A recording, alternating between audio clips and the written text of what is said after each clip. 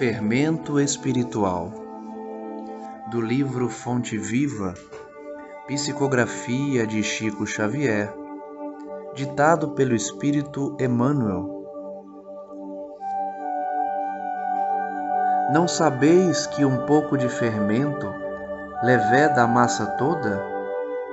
Paulo, primeira carta aos Coríntios, capítulo 5, versículo 6. Emmanuel comenta sobre essa passagem dizendo: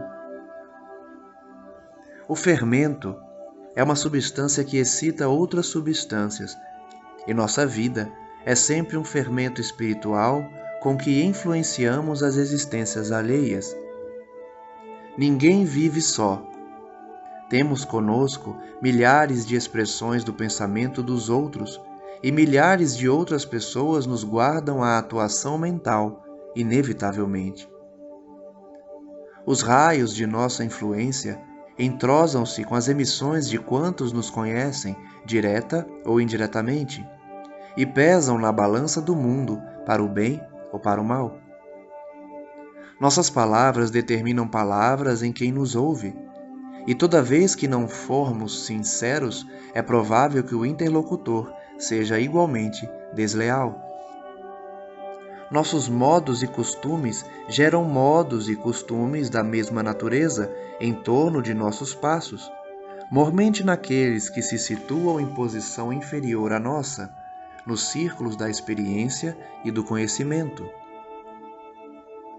Nossas atitudes e atos criam atitudes e atos do mesmo teor, enquanto nos rodeiam, porquanto aquilo que fazemos atinge o domínio da observação alheia, interferindo no centro de elaboração das forças mentais de nossos semelhantes.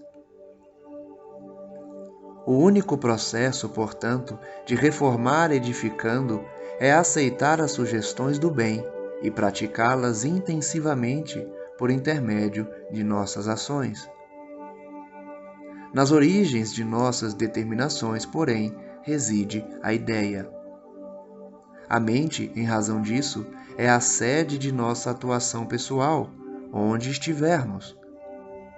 Pensamento é fermentação espiritual. Em primeiro lugar, estabelece atitudes, em segundo, gera hábitos e depois governa expressões e palavras, através das quais a individualidade influencia na vida e no mundo. Regenerado, pois, o pensamento de um homem, o caminho que o conduz ao Senhor se lhe revela reto e limpo. Na lição de hoje aprendemos com Emmanuel a importância de darmos bom fermento espiritual às nossas atitudes, já que todo pensamento, toda conduta, toda ação traz por consequência ações, condutas e pensamentos idênticos ou semelhantes àqueles que nos rodeiam. Porque, como sabemos, pensamento gera vida.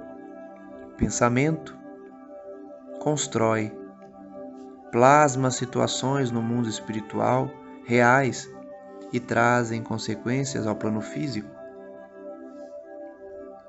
A necessidade alertada por Paulo aos Coríntios é para que o fermento não cause à massa a perturbação, estragando, portanto, o pão.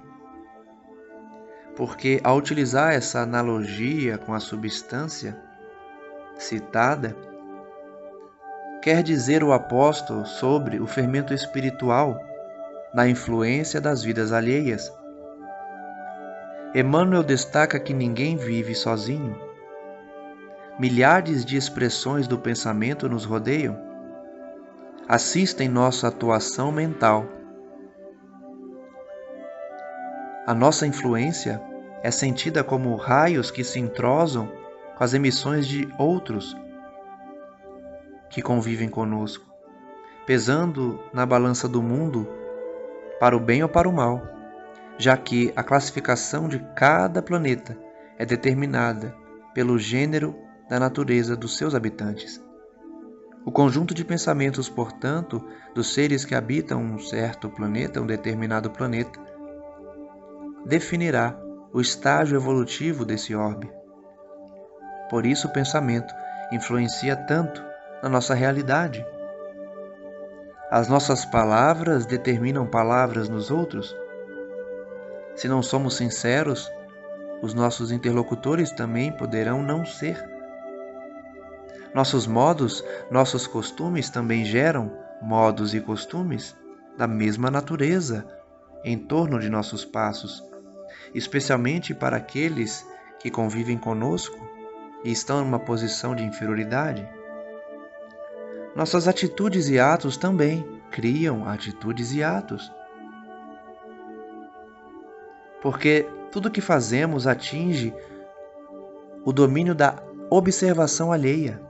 As pessoas nos observam, interferem no centro de elaboração das forças mentais do próximo. Vejam a importância do pensamento bem direcionado, da conduta no bem. Explica Emmanuel que o único processo de reforma edificando é aceitar as sugestões do bem, praticando incessantemente, através das ações, as sugestões da bondade.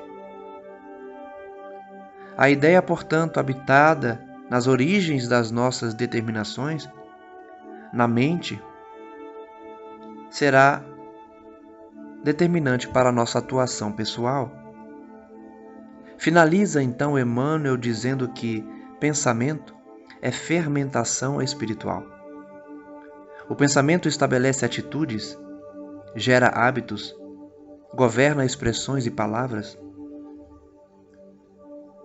influenciando a individualidade na vida e no mundo inteiro. Se o pensamento, portanto, é regenerado, o caminho que conduz ao Senhor será reto e limpo. O segredo, portanto, está na regeneração do pensamento, porque todas as consequências oriundas desse ato influenciarão nosso corpo físico, nosso corpo espiritual, as pessoas que nos rodeiam, os nossos destinos.